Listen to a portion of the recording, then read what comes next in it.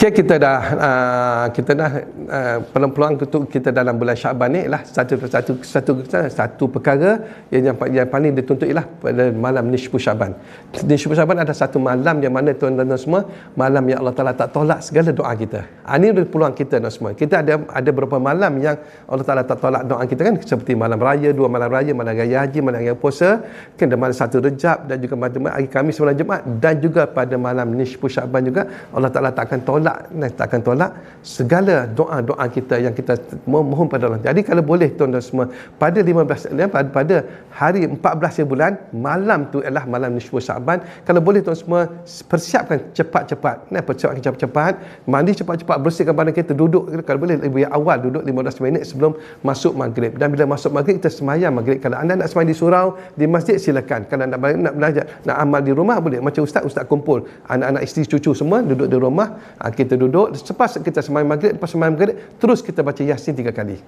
Sebenarnya Yasin tidak maksudnya tidak wajib, tetapi kalau kebiasaan kita akan baca Yasin lah 3 kali. Kenapa baca Yasin tu semua? Sebab Yasin ni bila dia baca waktu malam, Allah Taala akan ampunkan segala dosa-dosa kita. Itu penting tuan-tuan. Jadi, dan pada malam nisfu Syaban ni tuan-tuan perbanyak doa.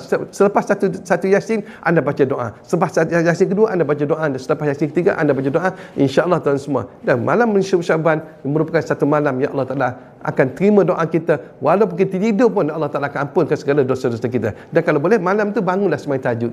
Bangun sembahyang tahajud tuan-tuan semua. Dan bukan tak boleh kita buat 6 rakaat tahajud, dan juga kalau boleh kita sembahyang witir, kalau boleh lebihkan sikit. Biasa kita buat 3, kalau boleh kita buat sampai 5 ataupun 7 ataupun sampai paling bagi maksimum 11. Dan ada masa sikit, setengah jam sebelum masuk subuh kita baca istighfar kepada Allah Taala, sebab waktu paling bagus untuk kita istighfar adalah pada waktu tahajud. Dan pada siang hari 15 hari bulan Syaban tu kita berpuasa sunat. InsyaAllah tuan-tuan semua, semoga Ustaz doakan semoga amalan-amalan yang anda lakukan Allah akan terima, sebab kita tak tahu amalan mana yang Allah tak terima. Yang paling penting sekali kita lakukan semua insya-Allah. Dan ingat, malam nisfu Syaban adalah malam yang mana Allah Taala kabulkan doa kita dan perbanyakkan itu doa insya-Allah. Yang baik tolong sampaikan kepada sahabat kita. Assalamualaikum warahmatullahi wabarakatuh.